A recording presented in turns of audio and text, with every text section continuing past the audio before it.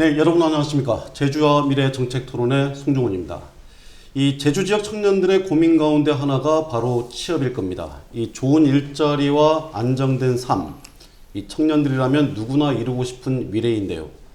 하지만 현실은 원하는 일자리를 찾으려면 고향인 제주를 떠나야 하는 상황입니다. 이 오늘 제주와 미래 정책 토론에서는 이 청년 취업난의 실태와 원인을 찾아보고 청년들이 필요로 하는 취업 대책은 무엇인지를 집중 모색해 보겠습니다. 네, 이 자리에 신현정 제주평화인권연구소 와세 활동가 나와주셨습니다. 안녕하십니까? 안녕하십니까? 네, 박경호 제주특별자치도 청년정책조정위원회 위원 나와주셨습니다. 안녕하십니까? 반갑습니다. 네, 한동수 제주특별자치도의회 의원 나와주셨습니다. 나와주셔서 반갑습니다. 네, 이제 12월, 1월쯤 되면은 대학 졸업을 앞두신 분들이 취업 때문에 이 고민이 많아지실 때입니다. 그나마 코로나 이후 청년 취업률이 요즘 회복되고 있다는 소식은 반갑습니다만 도민 일자리 인식 실태를 보면 제주 지역은 청년들이 제주를 떠나 도외로 나가고 싶다는 비율이 갈수록 늘고 있습니다. 신현정 활동가님, 이 청년 취업률이 그나마 좋아지고 있다고 체감하고 계시는지 어떻게 생각하십니까? 청년들이 일하기 싫어한다, 구직 의욕이 없다라는 이런 이야기들이 되게 많이 나오는 시기 같습니다. 실제로 그 작년에 진행한 제주도민 일자리 인식 실태 조사에서 청년 세대 이제 비취업자와 그리고 일시적인 일에 종사하는 그런 종사자 중에 41%가 구직을 희망하지 않는다, 일자리를 희망하지 않는다라고 대답을 했는데요. 근데 사실 2018년에 같은 인구 집단이 과반 넘게 일자리를 희망하지 않는다고 한 것보단 10% 정도 올라간 수치이기는 합니다. 근데 이제 그 이유가 그 남성 응답자의 경우에는 72% 정도가 진학이나 군대 이런 것이었고요. 여성 응답자의 경우는 48.6%가 결혼, 가사, 육아 돌봄 이런 것으로 나타났습니다. 육아로 일자리를 희망하지 않는 남성 청년 인구가 1.3%인 것에 대비하면은 굉장히 높은 수치라고 볼 수 있는데요.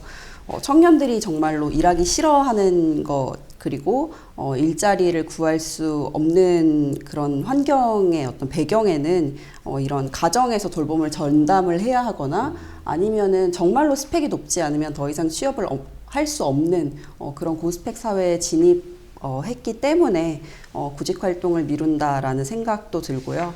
이런 점에서 이 청년 취업률은 굉장히 복합적으로 고려를 해야 하는 상황이라고 생각을 합니다. 네, 그렇군요. 한동수 의원님, 네. 예전에도 그랬지만은 이제는 일자리를 위해서 제주를 떠날 수 있다고 생각하는 청년들이 점점 더 늘고 있는 것 같아요. 네. 이런 현상 어떻게 보고 계십니까? 일단은 가장 최근 통계를 봤을 때 이 제주 청년 인구가 감소하고 있거든요. 20년도에 17만 3천 명에서 22년도에 16만 4천 명으로 16년도에서 18년도까지는 순유입이 늘어났는데 19년도부터 현재까지는 이렇게 감소를 하고 있습니다.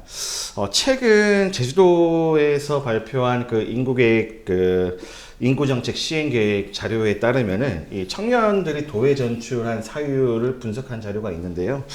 보면은 직업이 역시나 가장 크게 1순위로 나왔고, 그 다음에 가족과 주택 등이 순으로 직업 나왔는데, 역시나 직업이 가장 1순위로 나왔습니다. 우리 아까 신현정 위원님 말씀하신 것처럼 이 고스펙 사회고 그 경쟁이 아주 치열한 상황인데 과연 제주도가 그렇다면 제주 청년 그리고 유입한 청년에 대한 정당하고 마땅한 양질의 일자리를 제공하고 있는지는 좀 의구심이 들고요. 오늘 그거와 관련해 가지고 적절한 이야기가 나왔으면 합니다.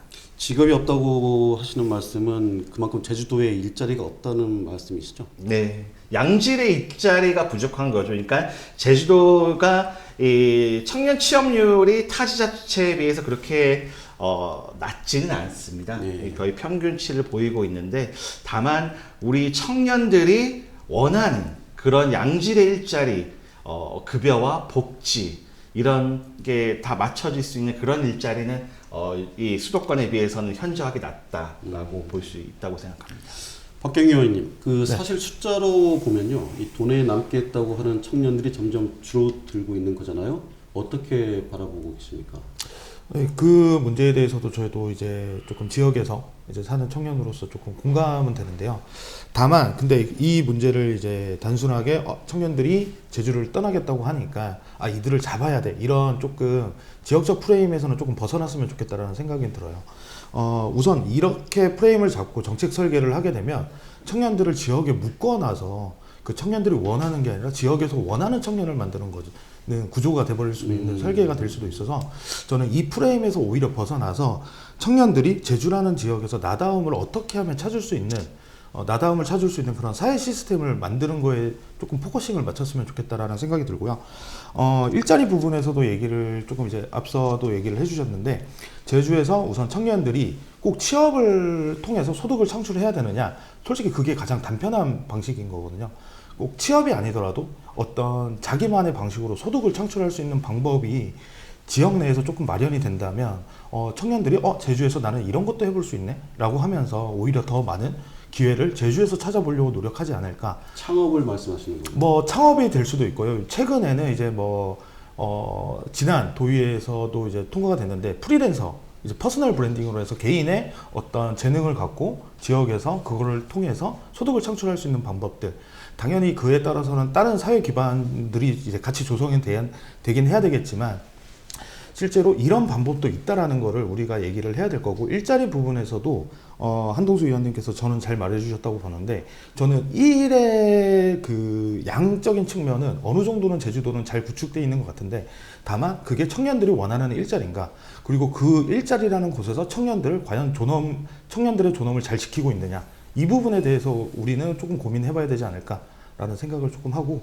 마지막으로 이제 청년 친화 기업이라는 게 이제 고용노동부에서인가 이렇게 진행을 하고 있는데, 제주도가 아직 청년 친화 기업이 없는 걸로 알고 있습니다. 제가 알기로는 조금 더 확인을 해볼 필요는 있지만, 이런 부분에서부터가 청년 고용에 대해서 기업에서는 청년들을 받아들일 어떤 준비가 돼 있는 문화가 돼 있는지 뭐 이런 것들을 확인할 필요가 있지 않을까 생각이 듭니다.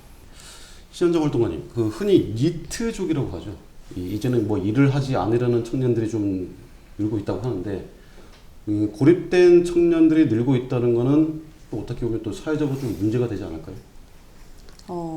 뭐 일을 하지 않는 청년들이 늘어난다고 하지만 저는 사실은 일이라는 기존의 통계에 잡히지 않는 청년들의 수가 늘어나고 있는 현상이라고도 생각을 합니다. 뭐 아까 말씀하신 것처럼 프리랜서 노동을 한다든지 아니면은 취직을 하는 것이 아니라 자기가 원하는 일을 만들어내는 창직을 하는 청년들도 굉장히 늘어나고 있는 세대인 것이죠.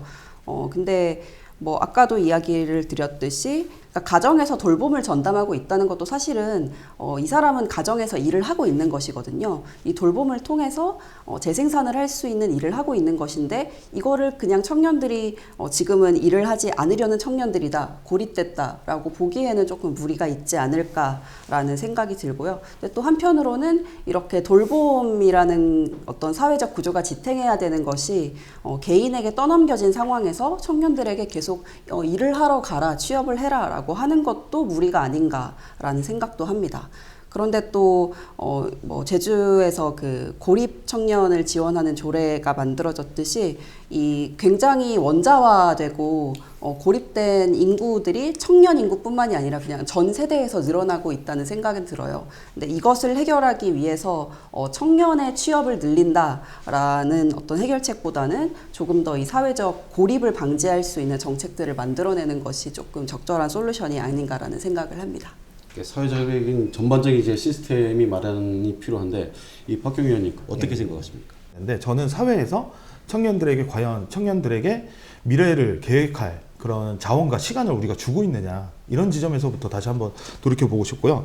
이거에 대해서 기존의 저희 세대나 저희 이제 다음 세대들이 이제 교육을 받잖아요. 그 교육이 받았던 게 뭐 너네 열심히 하면 잘 살 수 있어, 노력해야 돼, 이렇게 하지만 그게 과연 정답이었나? 그 교육이 우리 사회 진입을 준비하는 청년들에게 과연 정답이었나? 이런 질문을 먼저 하면 될 것 같고요. 노력하면 될 것이라던 우리 사회는 정말 이제 자본 계급 사회가 더 이제 공고히 되면서 이런 부분에 대해서도 저희는 문제 인식을 느껴야 될 것 같고, 마지막으로 이제 조금 청년들이 새로운 문화들을 경험하면서 새로운 사회 변화를 구축을 하려고 하는데 이제 기존 기성세대의 그 행정 시스템이나 이런 것들이 그 변화에 대해서 인지를 하고 있느냐. 저는 이 세 가지 문제에 대해서 우리가 돌이켜봐야 된다라고 생각이 들고요. 미래 설계에 있어서 이제 뭐 주거 부분에 대해서도 이제 저희는 놓칠 수 없다라고 생각을 들고요.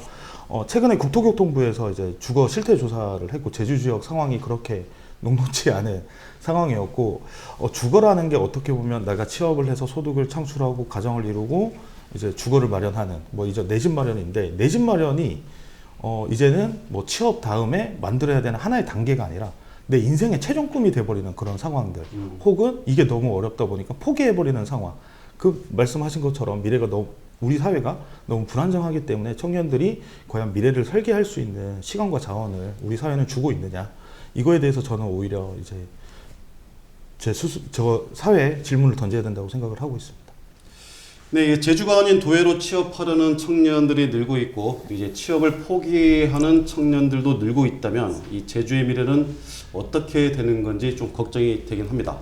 지금부터는 청년들이 왜 제주를 떠나야 하는 건지, 이 청년들이 원하는 일자리는 어떤 건지를 이야기 나눠보도록 하겠습니다.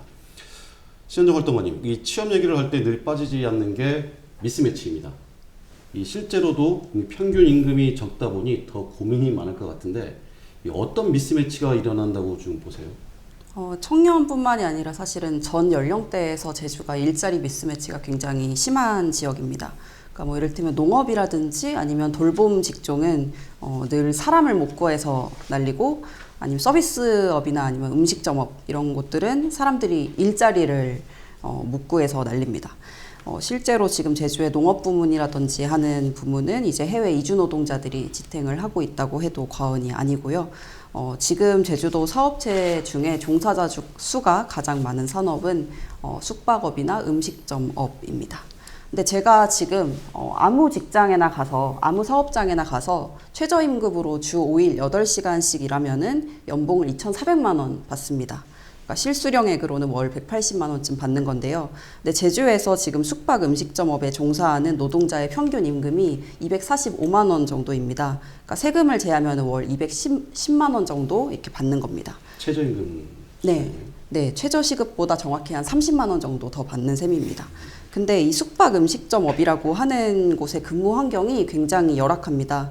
저도 주변에 관광업에 종사하는 친구들이 많은데 이 스케줄 근무는 기본이고 쉬는 날을 예측하기가 굉장히 어렵습니다.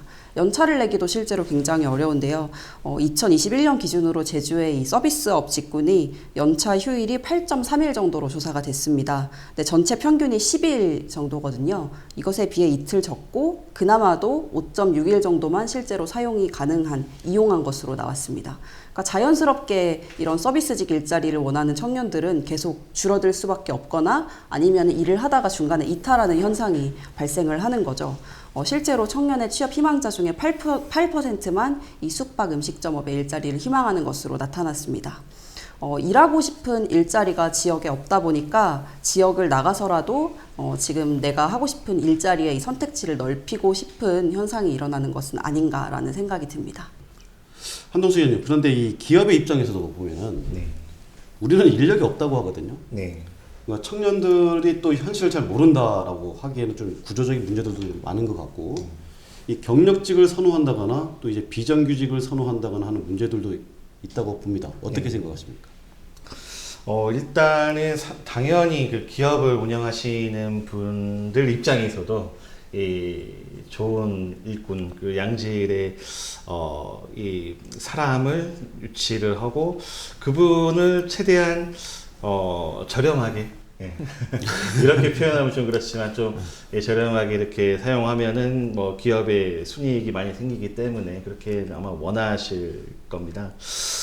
아까 그 신현정 우리 위원님께서도 말씀하셨는데 제주도가 그 과연 지금 현재 제조업 같은 경우에는 5% 미만 정도쯤 비율이고 한 3차 산업이 거의 한 80%가 돼 있고 그것도 거의 숙박업이랑 음식점업들이 대부분이거든요. 그래서 그런 업체가 좀 영세한 업체들이 제주도에 많다 보니까 이 제주도 그 기업 입장에서는 이 양질의 그 복지나 그 다음에 급여를 제공하기 어렵고, 그 다음에 그게 그 육지부 서울과 수도권에 있는 대기업과의 괴리가 많이 발생하면서 제주도 청년들의 육지로 빠져나가고, 아니면 제주도에서 근무하는 사람들은 좀 상실감을 많이 느끼고 있는 건 현실입니다.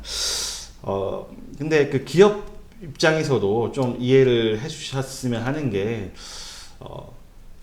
일하시는 이 분도 다들 아까 경력직을 말씀하셨는데 다 처음에는 다 신입이지 않습니까? 네네. 예, 신입인데, 그래서 너무 이 신입을 뽑으면 생산성이 낮아진다라고만 그렇게 접근을 하지 마시고, 그 신입을 제대로 키우면은 오히려 기업에 조금 더 도움이 될 수 있다.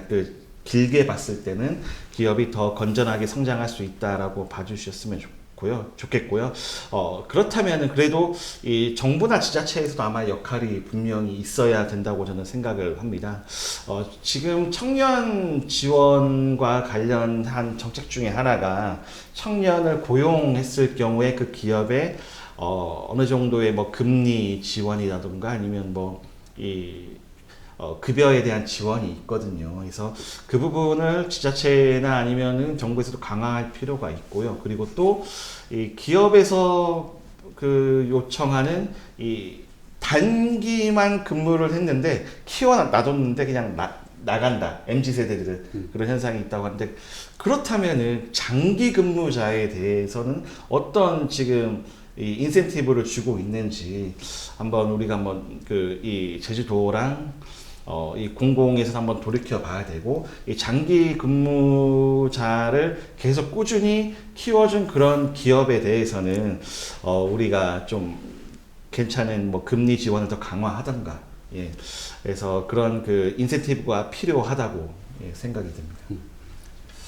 이 박경희 의원님, 의원님은 계속 이제 주택 문제만 좀 질문 드린 것 같은데, 이 앞서 높은 연봉을 받기 위해서 서울이나 수도권으로 가는 것도 있겠지만, 이 청년들이 이 제주에서 생활하기가 좀 부담되는 게 많을 것 같아요. 어떻습니까? 많이 공감하고요. 우선은 이제 먼저 말씀해 주셨던 그 주거 부분을 조금 더 짚자면, 이제 앞서에서도 이제 국토교통부 실태조사 사례를 조금 말씀드렸는데, 제주도가 이제 소득 대비 이제 제주 지역 임차 가구 주거비 부담이 전국에서 가장 높은 수준, 우선 전국 평균을 상회하는 이제 수준을 떠나서 이제 광역시도나 이제 다른 지역들 수도권을 제외하고서는 가장 높은 수준으로 지금 나타나고 있고, 또 이런 부분에 있어서 소득이 한 2018년도에서 21년 사이에 제주도가 임금 상승률이 상당히 높았었습니다. 근데 또 여전히 전국으로 치면 제일 낮은 임금 수준입니다. 상승률은 제일 높았지만 제일 낮은 수준. 이런 상황이라면 저는 기존의 상황들은 충분히 얼마나 열악했는지 설명할 수 있었던 것 같고요. 아까 신양철 위원님이 말씀해 주셨던 것처럼 그냥 기본적인 노동권도 확보가 되지 않는 노동의 현실들, 이런 부분들이 상당히 지역의 청년들이 여기서 살아가는 게 맞냐, 이런 얘기를 할 수밖에 없는 상황이라고 저는 보여지고요. 근데 이제 아까 말했던 차라리 같은 돈이면 서울에 살겠다. 솔직히 이런 이야기를 하는 분들은 제가 봤을 때는 한 제주살이를 시작한 한 2에서 4년 차 정도 되시는 분들이 이런 얘기를 많이 하고, 실은 지역에 있었던 조금 청년들 중에 이런 생각을 하는 거는 20대 초반이나 직업을 하기 전에 조금 그런 고민들을 하시는 것 같아요. 저는 이런 부분이 우리가 지역의 사회 안전망을 제대로 구축하고 있느냐, 이제 아까 고립 이제 청년들, 그리고 이제 지금 미구직 상태의 청년들을 단순하게 너네 일을 해 막 이렇게 하기보다는 그들이 내가 이제 제주에서 뭔가 생활을 할 수 있는 여건들을 개선하기 위해서 어떤 준비 과정을 가질 수 있겠느냐, 이런 지점으로 조금 더 이제 정책 설계를 보거나, 아니면 사회에서 우리 기성세대들이 청년들이 일 안 한다고 뭐라 하지 말고 조금 더 너가 충분히 고민할 시간들, 그런 자원들을 연계해 주는 게 더 필요하지 않을까, 이런 생각을 조금 하게 됩니다. 질문의 요지와는 조금 달라지긴 했는데, 어쨌든 청년들이 아직은 제주도에서 뭔가 미래를 꿈꾸고 생활을 하는 데 있어서 녹록치 않은 상황인 것만은 저도 공감을 많이 하고 있습니다. 예. 네, 그럼 이번에는 일자리 다양성에 대해서 한번 이야기를 해보죠. 한동수 의원님, 네. 이를테면 앱 개발이나 K-팝 문화 콘텐츠 사업들 같은 이 아무래도 이제 청년들이 다니고 싶은 분야들이지 않습니까? 그런데 이런 분야에 대한 일자리들은 좀 많이 부족하다고 지금 보고 있는데 어떻습니까? 아까 방금 말씀드렸다시피 제주도의 제조업 그 비율 같은 경우에는 5% 미만이고 3차 산업이 80% 정도쯤 해당합니다. 이렇다 보니까 산업 구조가 이렇다 보니까 이 자신이 전공과는 좀 무관한 분야의 일을 할 수밖에 없을 거고 또 그 업체들도 많이 영세하다 보니까 본인이 꿈꿨던 그런 곳에서는 일하기가 정말 어려운 안정적인 일자리도 제주도 차원에서도 제공하기 어려운 그런 측면이 있는데요. 말씀해 주신 것처럼 이 제주도에서도 그 게임, 컨텐츠, 문화 산업의 이 향후 발전 가능성이 저는 아주 높은 곳이라고 생각을 하거든요. 왜냐하면은 이 창작과 관련된 부분에서는 무엇보다도 이 직업적인 환경, 그다음에 이 작업을 할 수 있는 그런 공간적인 환경이 중요할 텐데 제주도는 그분들이 그 창작과 관련한 많은 그런 그 영감을 제공할 수 있는 장소라고 우리나라에서 가장 유리한 장소라고는 생각합니다. 이에 따라 가지고 제주연구원에서도 제주문화예술의 성 활성화 전략을 발표를 했는데 2020년부터 2023년까지 문화 콘텐츠 플랫폼을 구축하는데 뭐 구체적인 방향을 사실 제주도에 제시를 한 적이 있습니다. 네. 그런데 이게 단순히 제안에서만 그쳤다는 부분입니다. 이게 구체적인 방안이 나왔으면은 제주도 차원에서 이 실행을 예산을 확보하고 실행력을 해줬으면 좋겠는데 그게 지금은 전혀 없어진 상황입니다. 문화산업 같은 경우에는 특히 문화산업 같은 경우에는 인프라가 아주 중요한 사업입니다. 방금 제가 말씀드렸다시피 제주도는 이 환경적으로 정말 좋은 그런 이 여건을 갖췄기 때문에 인프라에 대한 제주도가 예산 투자가 필요하고 그리고 또 문화산업 발전을 위한 이 국가 산업들이 많이 있거든요. 그렇기 때문에 우리 제주도에 있는 공무원분들이 이 국비 사업들을 많이 발굴을 해서 이 제주도에 대한 그 인프라에 대한 투자가 많이 활성화됐으면 좋겠습니다. 인프라에 대한 투자가 기반이 받쳐주지 않는 한은 문화 콘텐츠와 관련된 기업들 유치에는 분명 한계가 있을 수밖에 없다고 생각합니다. 박경희 의원님, 그 토론 들어가기 전에 이제 사담도 했습니다만은 이 같은 기업 안에서도 이 지역 선발 인재와 본사 공채 사이의 임금 격차도 지금 존재하고 있고 또 이제 새로운 신산업이나 대기업을 유치해서 제주에 온다고 해도 과연 제주 출신 청년들이 들어갈 자리가 특히 이제 준비가 되어 있지 않거든요. 이런 것에 대한 또 의문이 드는데 어떻게 보고 계십니까? 들어갈 자리야 당연히 있겠다라는 생각은 하고요. 다만 저희가 이제 뭔가 지역의 청년들에게 일자리를 제공하기 위해서 기업을 유치하고 뭔가 대규모 이렇게 사업들을 하시는데 신사업들을 만들어 가는데 저는 조금 선례를 조금 얘기를 하면서 저희가 짚어봤으면 좋겠다라는 생각이 드는 게 첫 번째 모뉴엘이라고 로봇 청소기 예전에 첨단 과학단지에 이제 세제 혜택도 주고 이제 네. 대규모의 그 사옥 만들 수 있게 지금은 JDC에 네. 부도나서 JDC에 쓰고 있는데 그때 제 지인이 거기에 들어갔다가 허망하다고 하시더라고요. 3개월 동안 입사를 했는데 3개월 동안 이 회사가 부도 날 거라는 게 뻔히 보이는 거죠. 근데 내가 왜 여기 있어야 되냐. 근데도 지역에서는 그런 상황들을 모르고 계속 이제 모집 채용 공고를 올리고 그런 상황들이 있었고 전기차 산업도 저희 제주도에서 이제 많이 노력을 해가지고 엄청난 발전을 이루었는데 제가 이제 전기차 그냥 문득 생각이 들어서 전기차 그때 지원받았던 기업들 혹은 이제 보조받았던 기업들 조사 이제 한번 검색을 해봤어요.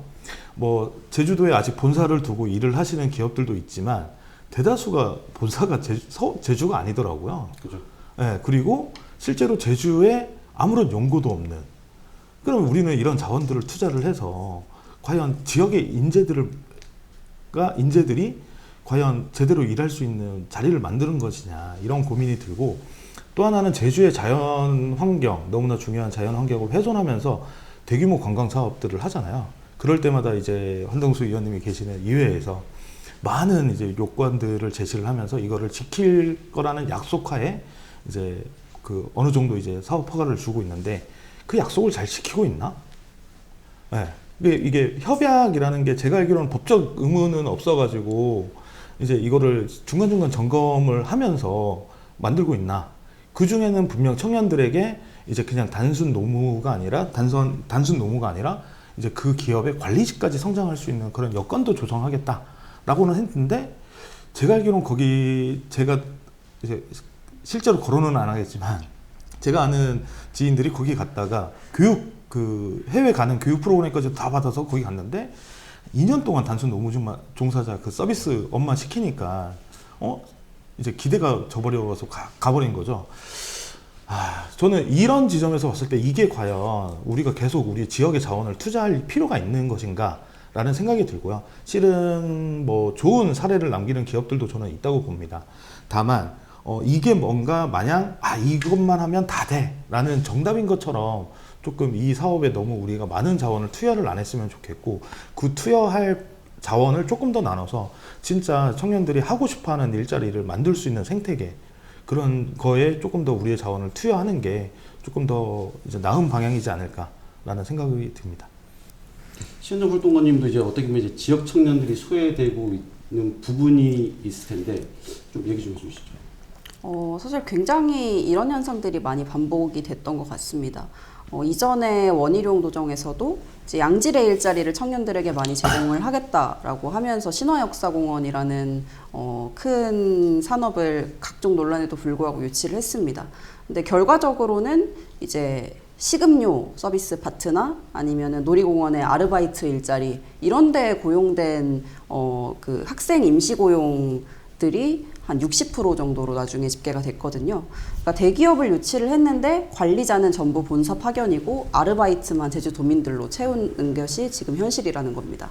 그러니까 지역 청년들을 위해서 좋은 일자리를 가져오겠다. 그러기 위해서 대기업을 유치하겠다라고 하는데 좋은 일자리나 양질의 일자리라는 말 자체가 그 말만으로는 굉장히 공허합니다. 그러니까 무엇이 양질이고 무엇이 좋은지에 대한 지표가 하나도 없는 상황이거든요.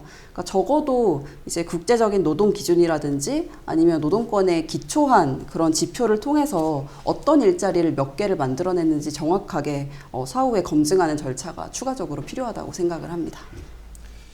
네, 저희가 이번에는 그 청년 취업과 관련한 지원 기관들을 한번 살펴보겠습니다. 한동수 의원님, 그 더 큰 내일 센터에 대해서 요즘 우려의 목소리가 좀 나오고 있습니다. 센터 운영에 대한 부분은 제쳐두고서라도 이 제일 걱정인 게 이 청년들의 관심이 떨어지고 있다 하는 이 부분인데 어떻게 보십니까? 일단은 이번 제주도의회 행정감사에서도 더 큰 내일 센터와 운영과 관련해서는 좀 지적이 있었는데요. 직원들의 그 연이은 퇴사 그리고 교육 훈련 만족도 미흡 등에 대한 그 우려가 있는 것은 사실인 것 같습니다. 그간 사실 공공이 운영을 해왔는데 이게 민간 위탁이 됐기 때문에 이런 현상이 일어났다라고는 저는 뭐 그렇게 바라고 싶진 않고요. 보고 싶진 않고요. 새로운 시스템을 도입하는 과정에서 발생하는 일시적인 문제일 수도 있다. 그래서 이 민간 위탁 시스템이 종료되는 시점에서 제대로 된 평가가 있어야 되는 것은 사실입니다. 근데 다만 개인적으로 생각하기에는 근본적으로 우려되는 부분은 청년들의 관심도 뿐만이 아니라 우리 기업들 또한 이 더 큰 내일 센터에 대한 관심도가 지금 크게 줄어들고 있거든요. 그러니까 이거를 보려면 지원 경쟁률과 기업의 인턴십 요청 이 사례를 보면 될 것 같은데요. 지역 경쟁률이 2.2대 1로 작년에 비해서 절반 가까이 감소를 했습니다. 기업의 실습 및 인턴십 요청도 274개 기업 647명에서 141개 기업으로 278명으로 절반 이상 감소했다는 거는 정말 우리가 어떤 문제가 이 더큰네일 센터에서 발생하고 있는지에 대해서는 분명하게 짚고 넘어가야 될 거라고 저는 생각을 하고 있고요. 또 중요한 부분은 지금 더큰네일 센터를 경제 일자리과에서 담당을 하고 있습니다. 그렇다 보니까 그냥 단순한 그냥 일자리 매칭 수준으로만 될 가능성이 아주 높거든요. 그러니까 청년에 대한 이해도, 그 다음 청년이 니즈를 정확하게 파악을 해야 되는데, 그래서 저는 이 더큰네일 센터에 대한 담당도 지금 청년 정책 담당관실로도 옮기는 것을 좀 심각하게 좀 고민을 해봐야 되지 않을까라고 생각합니다. 신현정 활동가님께서는 어떻게 생각하죠? 저도 민간 위탁이 문제다, 아니면은 퇴소율이 높다, 모집 경쟁률이 줄었다, 이런 다양한 이야기들은 나오지만 아직은 그런 몇 가지 지표만으로 더큰네일 센터를 평가하기는 좀 이르다라는 생각도 듭니다. 운영 방식에 대해서는 나름의 장단점이 또 있을 것 같고, 퇴소의 원인 같은 경우도 굉장히 다양할 것 같습니다. 근데 아까 한동수 의원님 말씀하신 것처럼 이제 기업의 수요에 맞는 일자리를 개발해서 공급하겠다라는 이런 역할보다는 적극적으로 청년들이 원하는 일을 만들어내는 프로그램 중심으로 운영을 해야 된다고 생각은 합니다. 그러니까 수요에 맞는 인재를 만들어내겠다라는 목표를 가지는 순간 이 미스매치 현상은 계속 발생할 수밖에 없거든요. 그러니까 이를테면은 2018년에 제주도에서 이제 지역 수요 맞춤형 여성 일자리 지원을 위한 직업훈련 과정을 시행을 한 적이 있습니다. 근데 이 과정이 결국은 기업의 수요에 맞추다 보니까 룸메이드 실무자 과정, 토탈 클린 서비스 인력 양성 과정, 이런 것들로 진행이 됐거든요. 그러니까 결국은 비정규직의 저임금의 서비스직 일자리로 유입을 시키게 되는 거예요. 네, 현재 청년 세대 노동의 특징 중 하나가 이 취업이나 아니면은 교육 훈련 사이를 계속 오가면서 비정규직 일자리를 오가는 요요 이행이라고 하는 현상입니다. 그러니까 직업 교육이나 훈련 자체가 과도하게 기업 수요에 맞춰서 진행이 되는 순간 계속 이래서 결국 다시 이탈하는 현상이 발생할 수밖에 없습니다. 그러니까 혁신적인 인재를 양성하는 것과 동시에 또 지역 노동 시장의 개혁도 함께 이루어져야 한다고 생각을 합니다. 박경효 의원님께서는 이제 청년들의 목소리를 많이 들으시잖아요. 어떤 점들이 좀 보완돼야 될 것 같습니까? 더큰네일 센터 같은 경우는 실은 신현정 위원님이 일부 지표에 대해서는 조금 얘기를 했는데, 저도 이제 퇴소율이나 그 직원 퇴사에 대해서는 실은 이거는 조금 더 그 상황들을 지켜봐야 된다라고 보지만, 만족도랑 기관 연계수는 상당히 중요하다. 실은 이제 이게 8기까지 진행이 되면서 1기부터 7기까지 만족도가 상승을 하다가 8기 때 꺾였다라는 거는 교육생들에게 제공되던 교육이라는 게 점차 자리를 찾아가던 도중에 갑자기 꺾였다는 건 뭔가 이거에 대해서 큰 변화가 있었고, 대부분 이런 청년들이 참여하는 프로그램은 이제 청년들 지인들이 추천하는 소문에 의해서 나 이런 거 해봤는데 좋더라 하면서 이렇게 추천하는 경우도 많습니다. 그러면 더큰네일 센터를 갔을 때 기대치라는 게 청년 그 8기생들 중에 분명 기대치라는 게 있었을 텐데, 그 기대치를 완전히 충족하지 못했다라는 지점에서는 이 만족도의 변화가 어떤 기관 운영에 어떤 변화가 있는지 우리가 지켜봐야 된다라는 지점으로 조금 봐야 될 것 같고요. 또 하나는 이제 한동수 의원님이 지적해 주신 기관 연계수, 저는 이거는 상당히 중요하다고 봐요. 아까 이제 수요에 대한 청년들의 수요를 지킨다라는 거는 기관 연계수라고 보고 있거든요. 그거는 실은 기관 연계수가 많으면 많을수록 청년들이 내가 해보고 싶은 일에 대한 경험의 선택지가 넓어지는 건데, 이게 확 줄어들면 아까 말했던 것처럼 결국에는 막 끼워 맞추기 식으로, 기업에 끼워 맞추기 식으로 청년들을 집어넣는 방식이 될 거다. 이런 지점에서 저는 상당히 이 두 지표에 대해서는 한번 어떤 변화가 있었는지 조금 체크를 해봐야 된다라는 생각이 들고, 청년 공동체를 많이 만들어서 청년센터의 사업들을 조금 더 이제 확장할 수 있는 계기를 만들어야 되는데, 이런 지점에서 봤을 때 17년도부터 청년센터가 운영됐는데, 실은 지금 청년 동아리 사업 그리고 프로젝트 지원 사업이 초기에는 있었어요. 이제 취미로 모인 청년들이 이거를 조금 뭔가 조금 더 높은 단계의 프로젝트로 시행을 해볼 수 있는 그런 단계적인 지원이었는데, 프로젝트 사업이 사라졌더라고요. 이제 그런 지점에서 봤을 때 이 단계에 대해서 제대로 인지하고 있는 게 맞는가, 그냥 청년들을 뭔가 지원해주자, 이렇게 단순한 조금 수혜 사업들 중심으로만 짧게 맞느냐, 이런 지점에서 조금 그 상황을 봐야 될 것 같고, 어떻게 하면 이런 운영에 대해서 조금 같이 고민할 수 있는지 저희 청조위 위원님들과 같이 논의를 해봐야 될 것 같습니다. 네, 이번에는 청년 정책을 한번 짚어보죠. 이 제주도에서 청년들이 희망 사다리가 되어주겠다고 해서 도전 보장, 기회 보장, 자립 보장, 그리고 참여 보장까지 이렇게 청년 보장제를 추진하고 있는데요. 사실 추진이 더디게 진행되고 있는 것 같습니다. 신현정 활동가님, 먼저 궁금한 건 이 청년 보장제에 대해서 많은 분들이 알고 계시는지, 홍보가 제대로 돼 있는지 그게 궁금하거든요. 지금은 이 전달 체계를 구축하기 위해서 노력을 하고 있는 단계라고 생각을 합니다. 근데 이 정책을 인지하게 된다라는 것이 뭐 입소문이 나서 누구를 통해서 알게 되거나 아니면은 뭐 내가 온라인 홈페이지에 접속해서 이걸 보게 되거나 이런 식으로 계속 이 정책에 접근할 수 있는 요인이 생겨야 이 정책을 인지하게 되는 것입니다. 근데 그런 부분에서는 뭐 청년센터나 아니면 다락처럼 어떤 안정적인 거점 공간이 생긴다든지 아니면 박경 의원님이 아까 말씀하신 것처럼 이 청년 공동체를 활성화시켜서 이 공동체를 통해서 입소문을 통해 정책을 인지하게 되거나 하는 그런 경로들이 더 많이 필요합니다. 그 부분에서 이제 청년 정책들이 그런 접촉 지점을 늘리는 역할을 해야 된다라는 생각이 들고요. 지금은 이제 청년보장제 추진 핵심 기관 운영, 아니면 뭐 온라인 플랫폼 구축, 홍보단 구성 이런 것들이 전달체계 계획 안에 있는 상태이긴 합니다. 근데 저는 이런 큰 플랫폼도 좋지만 이 정책이 이제 꼭 필요한 수요자 청년들이 분명히 있을 거란 말이에요. 그래서 이 수요자가 있는 곳으로 찾아가는 홍보가 추가적으로 있으면 좋겠다는 생각이 듭니다. 그러니까 이를테면은 지금 청년보장제의 주거복지 사업 중에는 이제 청년 월세 지원 사업이 있습니다. 근데 이거를 홍보하기 위해서는 이제 제주의 비적정 주거 환경에 있는 청년들이 많이 거주하고 있는 그런 곳으로 찾아가서 홍보를 하는 거죠. 그러니까 지금까지는 이제 접촉 범위를 넓히는 노력을 했다면은 이제 본격적으로 청년보장제가 가동이 되는 시점에서는 이 정책이 가장 필요한 곳에 있는 청년들이 적절하게 보장받을 수 있도록 하는 그런 적극성이 좀 필요하다고 생각합니다. 한동수 의원님, 그 한편에서는 이제 기존의 정책들을 모아놓은 게 아니냐 하는 지적들도 있거든요. 어떻게 평가하세요?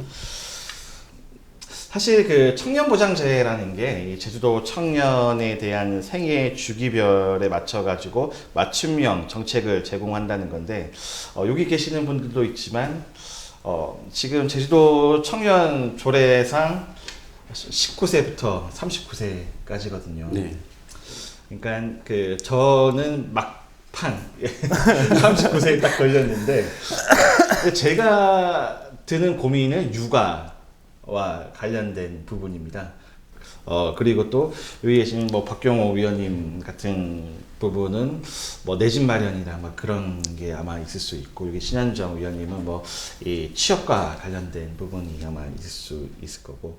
근데 그렇다면은 이거를 조금 더 청년에 대해서 더 세분화를 시켜서 그거에 맞는 맞춤형 정책들을 그 공급을 하고 짜 맞추고, 그 다음에 그거에 대해서 이 청년들을 포함한 제주도민들한테 이 홍보를 통해서 이 설득력을 구하고 예산 투입까지 이렇게 제대로 반영이 돼야 되는데, 제가 청년보장제에 대해서 일어난 문제를 제기를 한 게 작년이거든요. 예, 작년인데 아직까지 그 후로 어떠한 대책이 나오는 게 지금 전혀 없습니다. 기존의 정책도 중요하지만 뭐 새로운 제주도 청년에 맞는 그런 정책들이 자주 이렇게 도입이 청년보장제에 이렇게 도입이 됐으면 하는 마음이 큽니다.